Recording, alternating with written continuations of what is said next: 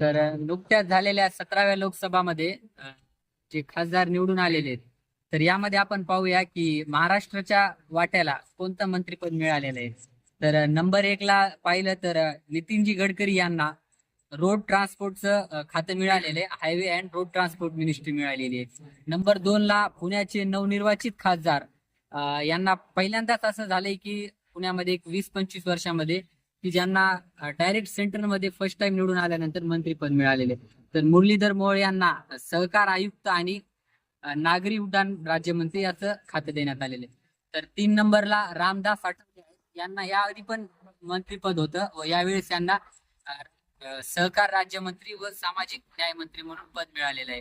तर पियुष गोयल यांना पण एक मंत्रीपद मिळालेलं आहे, उद्योग आणि वाणिज्य मंत्रीपद, कॉमर्स अँड इंडस्ट्रियल मिनिस्ट्री असं पद त्यांना मिळालेलं आहे. तर त्याचबरोबर रक्षा खडसे महिला पण आपल्याला पहिल्या लिस्टमध्ये आहेत. रक्षा खडसे यांना युवक कल्याण राज्यमंत्रीचं खाते मिळालेले आहे.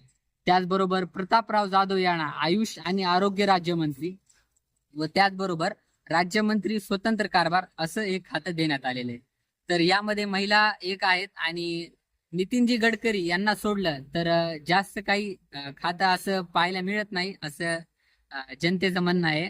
तर तुमची काय प्रतिक्रिया वगैरे आहे, काही सुधार वगैरे जजमेंट असेल तर आम्हाला कमेंटमध्ये नक्की कळवा. धन्यवाद.